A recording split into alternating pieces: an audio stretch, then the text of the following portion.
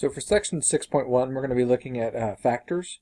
And factors, if you think about it, are what make up a number. So this word also means stuff outside of math class. If I say, like, what are factors for being in this class? And you said, well, I need it for my major. I need it to get my degree. So those are kind of the reasons, or they're that make up why you're in this class, why you're at this college. You say, I want a career that is going to require this level of degree. I don't want to do the job that doesn't require this degree. So those are all factors or reasons that make up the whole reason you're here taking this class or other classes. Well, in math, it's kind of the same way. We're looking up what numbers make up 12, specifically through multiplication. So a couple ways of doing this. If I want factors of 12, I could break it apart, doing what's called a factor tree. And I could say, what multiplies to make 12? Well, it's even, so we could do 2 and 6. By the way, you could also have said 3 and 4. There's nothing wrong with that. But I recommend if you do the tree that you don't just break apart the 6 and put another 2 and 3, that you bring down the other 2. Okay? And what this is called prime factorization. Why? Every number that's there cannot be factored any further. They're broken down as far as they can. So the prime factorization of 12 would be 2 times 2 times 3, or you could write it as 2 twice, or 2 squared, times 3. Okay? So that would be the prime factorization of that number. We do the factor tree. If I ask you to list all the factors, and this is actually probably the skill that we'll use the most, we would do what's called a T-table. Okay? It's called a T-table because it's shaped like a T.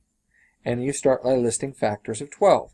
The smallest factor, the smallest whole number that goes into 12 is 1. And what you do is you match it with 1 times what makes 12. And after 1, I check 2. And 2 times 6 makes 12. And after 2, I check 3. And 3 times 4 makes 12. And after 3, I check 4. But we already checked 4, so I'm done. Anything bigger would have matched with anything smaller. So in this situation, this is not the prime factorization, because these numbers are not all prime. This is the way that we would list all factors of 12. So our factors would be 1, 2, 3, 4, 6, and 12. If I want the greatest common factor, then I'm going to list all of the factors that they have, and I'm going to figure out what they have in common. So I could take 12, and we said that was 1, 2, 3, 4, 6, 12. And I could do the same thing with 8. So I'll do the 8 over here. And that would be 1 and 8, 2, 4, 3 doesn't go in, 4 does. We're done. We got anything bigger with anything smaller. So for 8, we have 1, 2, 4, and 8. And if I look at these lists of factors, they have 1 and 2 in common and 4 in common. So what is the greatest factor they have in common? Well, 4. Or, if you like the table, the tree, remember we broke this apart. The 12 was 2 times 2 times 3. 8 is 2 times 4, or 2 times 2 times 2. What you do is you can say, what do they have in common? Well, they have a 2 in common. In fact, they have 2 2s in common, right? All the ballerinas here get excited. What do those 2 2s make? So they have 2 times 2, 2 times 2 in common. So if I take what they have in common and multiply it, that also will give me the greatest common factor. So I can list out the factors and find the largest one they have in common, or I could do a tree and just grab everything, all the terms they have in common, multiply them together, and that's everything they have in common, the greatest common factor. Let's kick it up a notch. Now, I don't feel like listing all the factors of 72. 1, 2, 3, 4, 6. It's not going to be fun. So this is one where I would definitely try the tree. I would say, well, 72 is what? 2 times 36. 36 I can break apart as 6 times 6. Some people will leave this 2 and then just come back at it later. That's actually kind of a bad habit. I would encourage you to bring the 2 down. I find people are more successful with that. One reason is because currently, if I multiply 2 times 36, I still get 72. if I don't bring this 2 down, this line does not equal 72 anymore. It would just be the 36. So by bringing the 2 down, every line still equals 72. So when I break apart the 6 as 2 times 3, and the other one as 2 times 3, by bringing the 2 down, if I were to multiply all these numbers, they would still equal 72. Okay? 120, I see it ends in a 0, so I'm like in 10 times 12. You could have also done 2 or 4 or 6, there's a lot of options there. 10 would be 5 and 2, 12 would be 4 and 3. I'm not done, because I can still break apart the 4, and then I would bring everything down. And 432, okie doke. Well, I'm going to try 8, and so this is where I encourage you to have a calculator. But 8 does go in there, what is that, 54 times, I believe. Okay, so then the 8, I'm going to break apart as 4 times 2. Will a 4 go in there? No, unfortunately not. But a 9 does, so I'm going to go ahead and do 9 times 6. The 4 is 2 times 2. Bring down the 2. 9 is 3 times 3. 6 is 3 times 2. So what is the greatest common factor of all 3 of these numbers? Well, what do they have in common? This has 2 2s, 2 2s, 2 2s. In fact, I think they all have 3 2s. Okay, this one has more, but I need them to be in common. It looks like they all have at least 1 3. So there's a 3 there, a 3 there, 3 there. This one has 2, but this one does not. So I think that's it. So 3 2s and a 3. So our greatest common factor, everything they have in common, is basically 2 times 2 times 2 times 3, 8 times 3, or 24. Try this one. Greatest common factor, 15 is what? 5 times 3. 30 is 3 times 10. 3 times 5 times 2. 90 is what? 9 times 10. 3 times 3 times 5 times 2. What do they have in common? Well, they all have a 3. This one has more, but I need it to be in common. They all have a 5. And that's it. So the greatest common factor is 15. See, sometimes people are like, oh, what do I do? All this one's got used. Well, that means 15. That number actually goes into both of them. The greatest common factor of 15, 30, and 90 is 15. 15 goes into 30, 15 goes into 15, and 15 goes into 90. What do we do if there's variables? Panic, right? No. All right. So we're going to start with the greatest common factor of the numbers. And the good news is the numbers are a lot nicer. 6, 9, and 12. Okay? I could just go what goes into 6, 9, and 12, and the largest one they have in common is 3. You could totally do that. Let's go ahead and say 3 times 2, 3 times 3, 3 times 4, 3 times 2 times 2. So what do they have in common? They all have a 3. And that's it. They don't all have anything else in common. So the greatest common factor here is going to be 3. And the lowest power of any common variable. They have a common letter, don't they? This one has 4 m's, this one has 2, and this one has 5. So why don't I keep all 5? Well, they don't all have 5, right?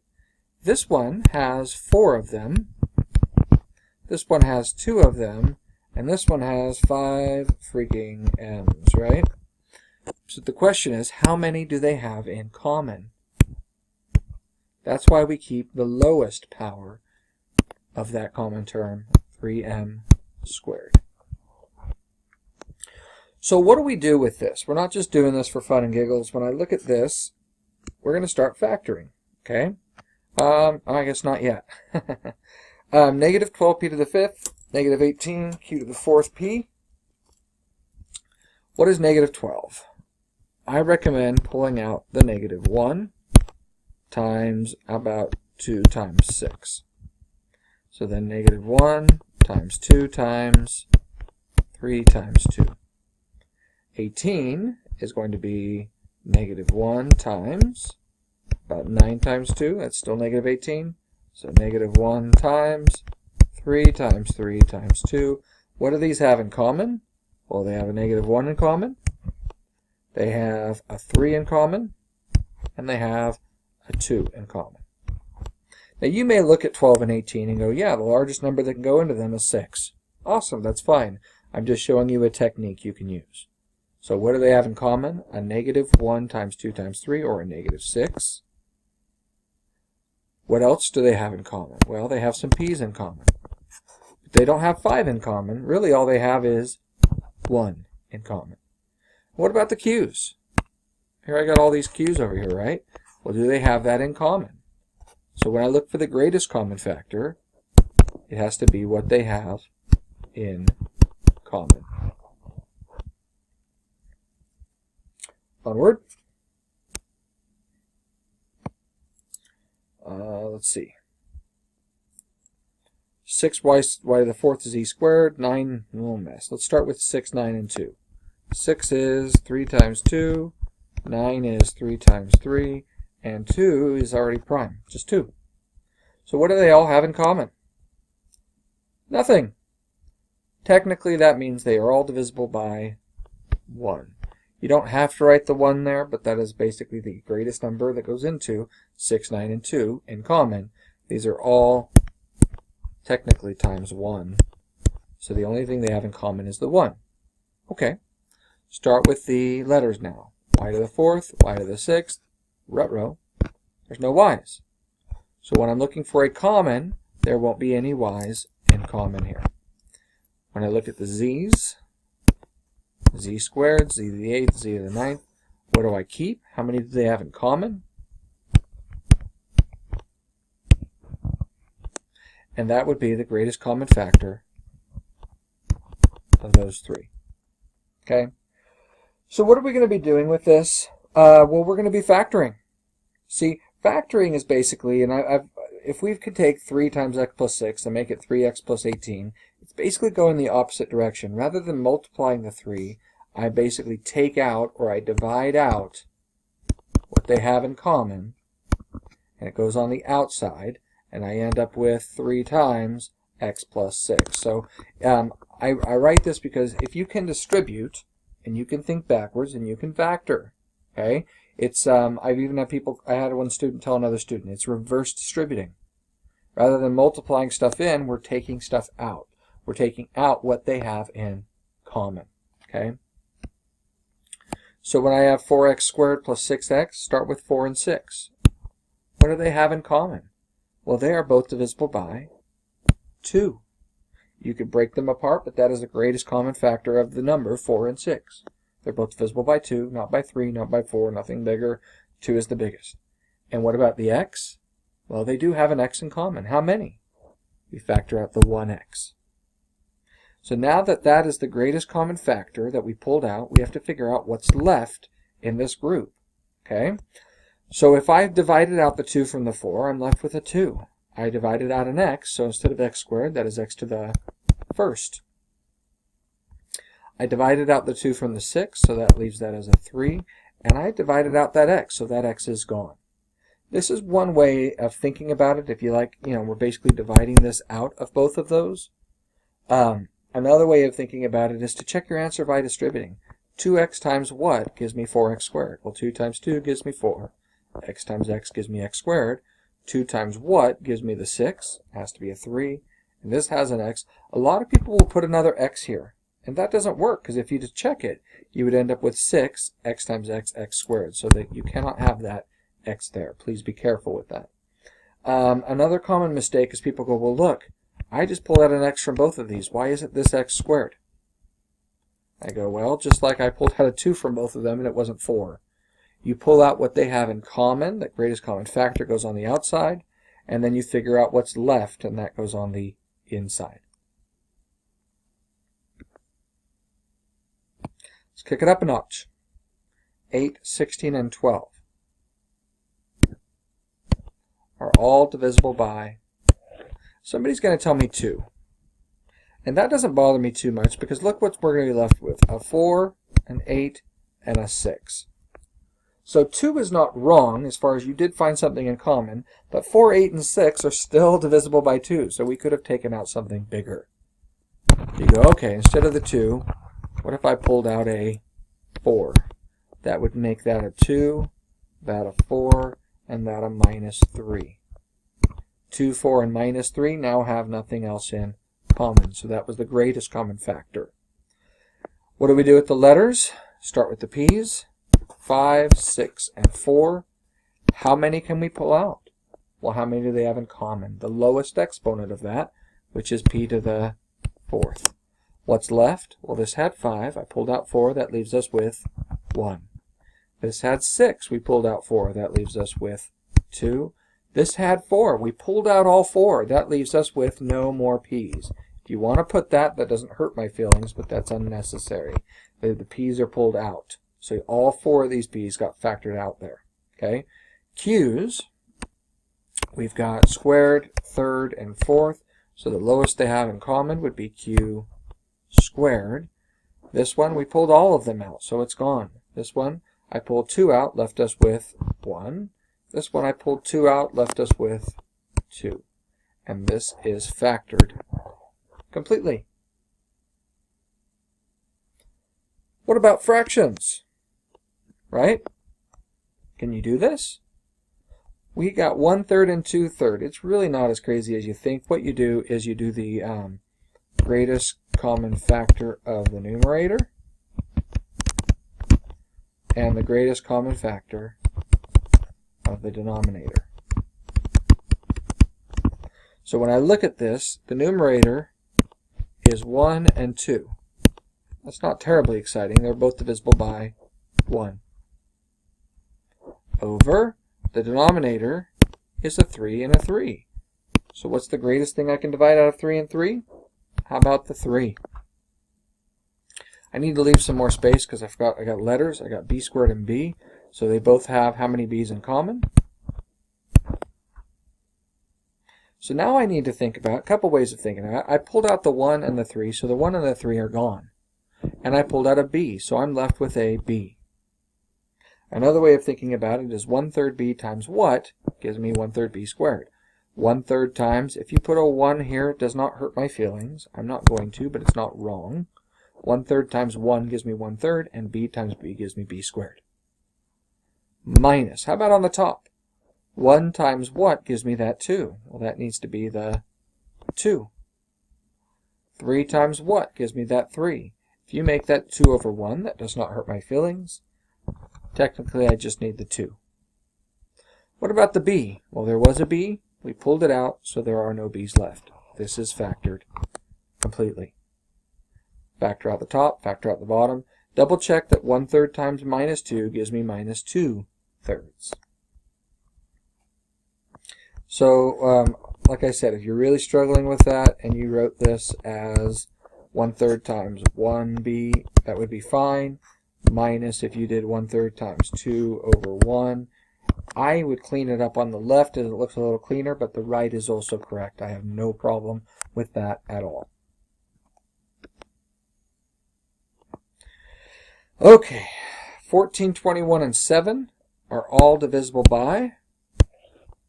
If you're not sure, 14 is only divisible by 7 and 2. Well, 2 won't go into 21, 2 won't go into 7, but they are all divisible by 7. The A's, they all have 3, 2, and 1, so they have 1 in common. The B's, they all have 2, 3, and 1, so 1 in common. This will not be full credit. Technically, you are still factoring out what they have in common, but as a general rule, and this is going to come in really handy in the next section, if the leading coefficient, if the first number is negative, then we factor that negative out. It's easier to leave everything positive, okay? 2 ways of thinking about this. Negative 14, pulled out negative 7, that left me with positive 2. That didn't make sense to me. Well, it makes sense to me, but if it didn't make sense to you, negative 7 times what makes negative 14?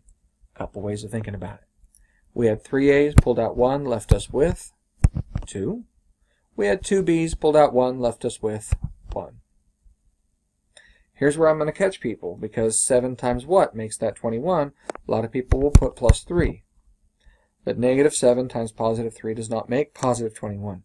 When you pulled out the negative, everything changes signs. So that 21 becomes a negative 3.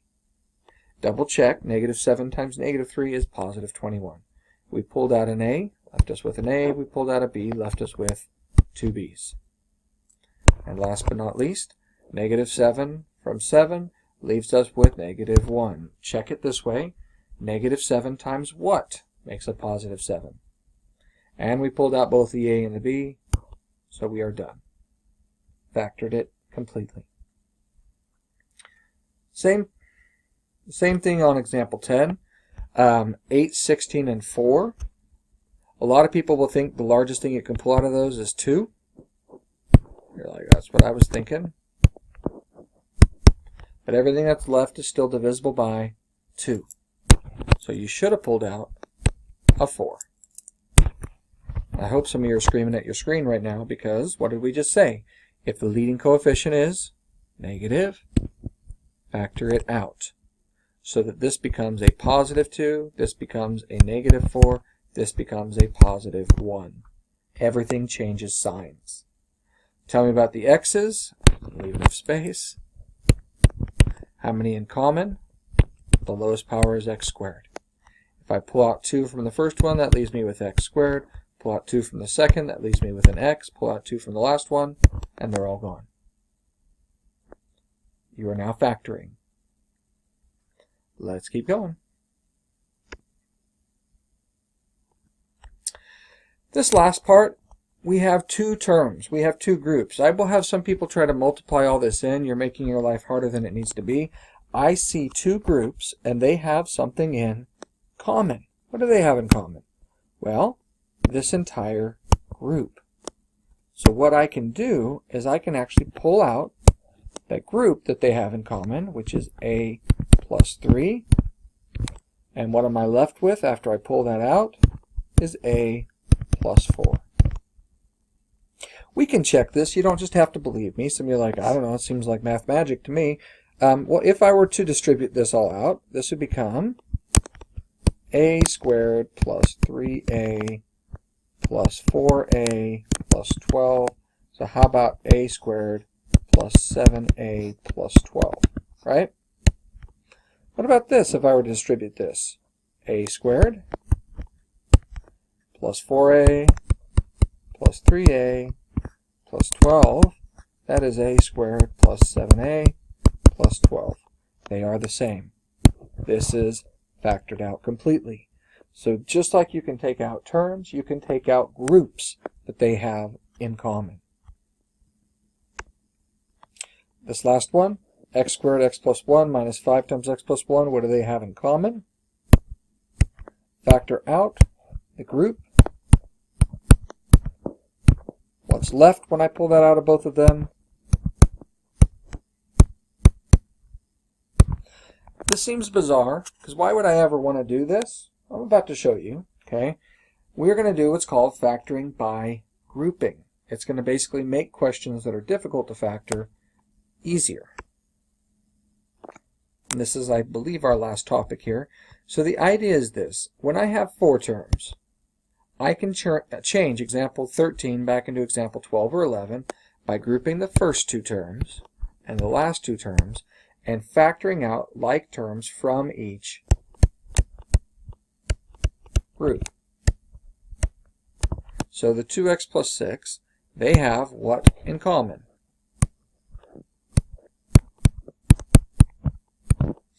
Plus ax plus 3a. What do they have in common? Well, they both have a.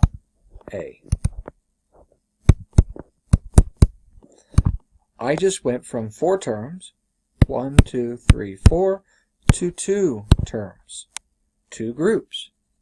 Why would I want to do that? Those 2 groups now have what in common? So now, like we did on example 12, I can factor out the group that they have in common, and I'm left with 2 plus a. By the way, a lot of people, when their teachers teach this to them, for some reason, they put the 2 plus a first, and then they put the group at the end. This is just fine. Doesn't hurt my feelings at all. Okay? So goofy smile, if you want to do it that way, it's a little weird to me, but it's not wrong. There's nothing mathematically wrong with that. Okay? I encourage you again, you could check this answer. X times 2 would give me 2x. X times a would give me ax. 3 times 2 would give me 6. And 3 times a would give me 3a. That's all the same 4 as we started with at the beginning. So this is factored completely. 4 terms. Big hint, factor by, group the first 2, group the second 2. Now this is weird because it's got a negative. So here's what I encourage you to do. Make this plus a negative 3 and then group the negative with it. Minus 3 is the same thing as plus negative 3, but you want to group that negative with the 3. And a lot of people, if they don't do that, will make this plus sign disappear.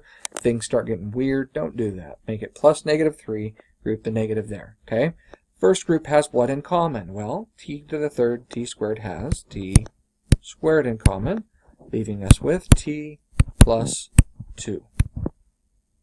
Second group has 1 in common. 3 and 6 are both divisible by 3. Here's the issue. We're going to end up with negative t minus 2. We didn't follow our directions from before. What did we say? If the leading coefficient is negative, then we should factor out that negative. Not that it's wrong to do it the other way, but when you do it this way, now that t is positive, and now that 2 is also positive. So when the leading coefficient's negative, even if it's in our group here, factor it out. What's the whole point of going from 4 terms to 2 terms? These have what in common? Times t squared minus 3.